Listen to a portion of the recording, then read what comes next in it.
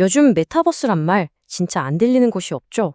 근데 막상 그래서 그게 정확히 뭔데 하고 물어보면 좀 애매하게 느껴질 때가 많아요.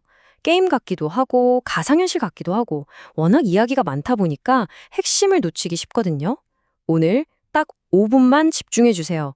복잡한 얘기는 다 걷어내고 이 메타버스가 우리 비즈니스와 미래에 진짜 어떤 의미인지 그 핵심만 명확하게 그려드리겠습니다. 아마 대부분 고개를 끄덕이실 거예요. 지난 몇 년 동안 우리는 재택근무, 온라인 수업, 화상회의 같은 걸 하면서 그 어느 때보다 디지털 세상에 깊숙이 들어와 있었잖아요. 현실과 가상의 경계가 흐려지는 바로 이 경험, 이것이 저 멀게만 느껴졌던 메타버스라는 개념을 우리 코앞의 현실로 확 당겨온 결정적인 계기가 된 겁니다. 자, 그럼 메타버스가 정확히 뭘까요? 어렵게 생각할 거 전혀 없어요. 그냥 현실과 가상이 합쳐진 세상이다 이렇게 보시면 됩니다. 여기서 중요한 포인트는요. 이게 무슨 먼 미래의 공상과학 영화 얘기가 아니라는 거예요. 지금 우리가 쓰는 인터넷이 글자랑 이미지 중심의 2D잖아요. 메타버스는 우리가 그 안으로 직접 들어가서 활동하는 3D 인터넷. 다시 말해 인터넷의 다음 버전이라고 생각하는 게 가장 정확합니다. 이 그래프 한번 보세요. 정말 엄청나죠? 이 가파른 상승 곡선이 모든 걸 말해주고 있습니다. 불과 2년 만에 메타버스에 대한 전 세계적인 관심이 말 그대로 폭발해버렸어요. 이건 그냥 잠깐 스쳐가는 유행이 아니라 거대한 변화가 시작되고 있다는 강력한 신호탄인 거죠. 우리가 바로 지금 이 흐름에 주목해야 하는 이유입니다. 좋습니다. 그럼 이 메타버스라는 커다란 개념을 한번 잘게 쪼개볼게요. 사실 메타버스는 딱 한 가지 모습만 있는 게 아니거든요. 뭐랄까 아이스크림 가게에 맛이 여러 가지 있잖아요. 그런 것처럼 메타버스도 크게 4가지의 또렷한 맛, 즉 유형으로 나눠서 볼 수 있습니다. 하나씩 한번 맛보러 가볼까요? 첫 번째 맛은 바로 증강현실 AR입니다. 이건 아마 제일 익숙하실 거예요. 이케아 앱 켜서 이 소파 우리 집에 어울리나? 하고 거실에 가상으로 놔보는 경험 다들 해보셨죠? 이렇게 현실 세계 위에다가 디지털 정보를 쓱 덧입혀서 보여주는 기술입니다. 물건 살 때 고민을 확 줄여주니까 정말 강력한 도구가 되는 거죠. 두 번째는 라이프로깅입니다. 이것도 사실 우린 이미 하고 있는 거예요. 나이키 앱으로 운동 기록을 남기고 인스타그램에 맛집 사진을 올리는 것처럼요. 현실의 내 활동과 경험을 데이터로 바꿔서 디지털 세상에 차곡차곡 쌓아두는 것. 한마디로 현실의 나를 디지털 아카이브로 만드는 메타버스의 한 형태라고 보시면 됩니다. 세 번째 맛은 거울 세계입니다. 이름처럼 현실 세계를 거울처럼 똑같이 복제한 일종의 디지털 쌍둥이라고 생각하면 쉬워요. 예를 들면 우리가 맨날 쓰는 구글 지도 위에 실시간 교통정보나 가게 평점이 뜨는 거죠. 엄랜드처럼 실제 지도 기반으로 가상의 부동산을 사고 파는 것도 여기에 해당하고요. 현실을 그대로 복사해서 그 위에 유용한 디지털 정보를 덧붙인 세상인 겁니다.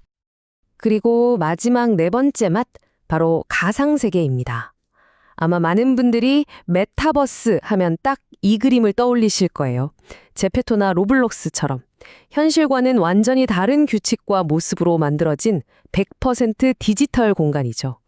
이것에서 우리는 아바타라는 새로운 정체성으로 새로운 세상을 탐험하게 되는 겁니다. 자, 이렇게 메타버스의 4가지의 맛을 다 봤습니다. 이제 이론은 충분한 것 같네요. 그럼 이 기술들이 실제 산업 현장에서 어떻게 돈이 되고 비즈니스의 판도를 어떻게 뿌리부터 뒤흔들고 있는지 진짜 사례들을 통해 한번 확인해 보겠습니다.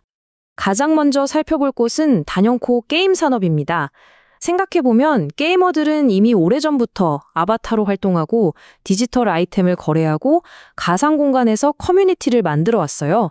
말 그대로 메타버스의 핵심 원칙들을 가장 먼저 시험해보고 성공시킨 분야고요. 다른 모든 산업이 참고하는 교과서 같은 곳이죠. 이 숫자 좀 보세요. 5,410만. 이게 로블록스에 매일 접속하는 사람 수입니다. 3년 전보다 3배 이상 늘어난 수치예요. 이건 단순히 게임 하나가 성공했다는 차원의 이야기가 아닙니다. 전 세계 수천만 명이 매일 출근하듯이 접속하는 거대한 디지털 국가가 탄생했다는 의미거든요. 다음은 유통산업입니다. 변화의 폭이 그야말로 혁명적이에요.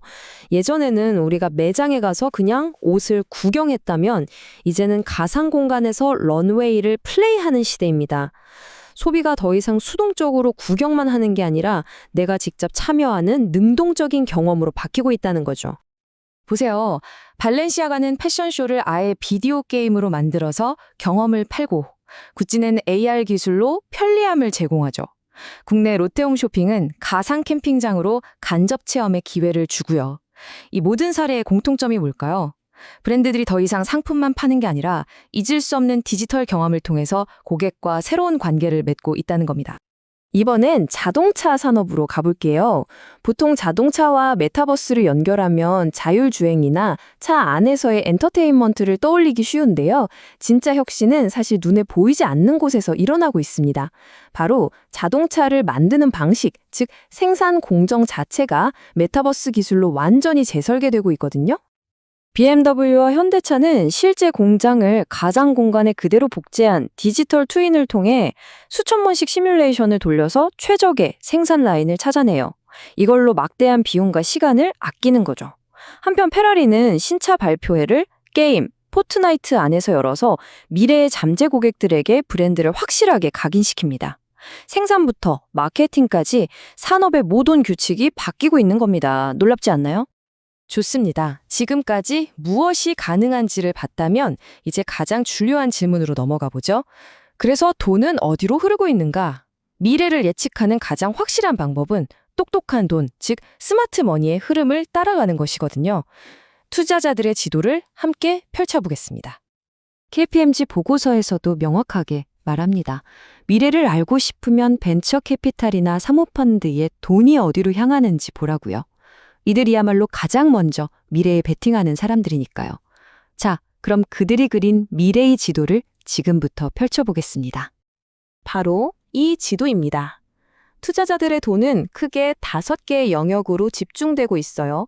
바로 게임 앤 엔터테인먼트, 몰입 경험 기술, 웹 3.0 인프라, 소셜 커머스, 그리고 NFT.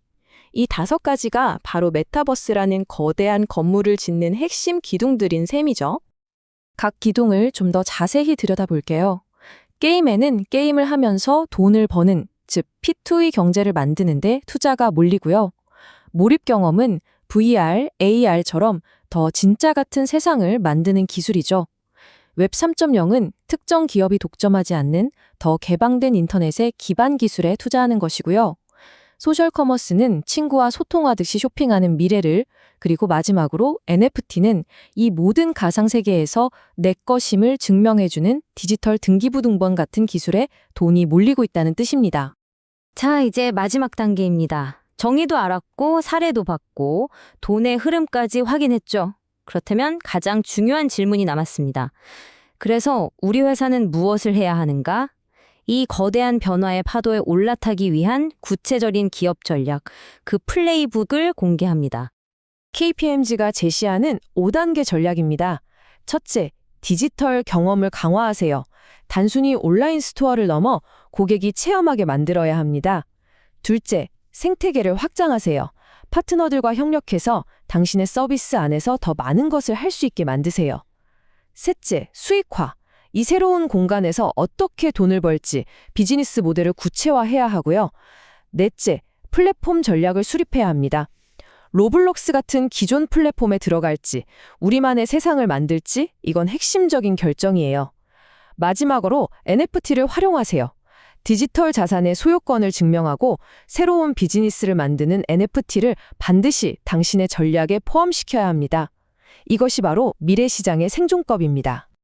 오늘 우리는 메타버스의 정의부터 미래 전략까지 그 전체 지도를 그려봤습니다. 확실한 건 인터넷의 다음 버전은 이미 건설되고 있다는 사실이죠. 이제 마지막 질문이 남았습니다. 이 거대한 변화 앞에서 당신은 단순히 그 안에서 살아가는 사용자로 남으시겠습니까? 아니면 이 새로운 세상을 함께 만들어가는 건설자가 되시겠습니까? 선택은 당신의 몫입니다.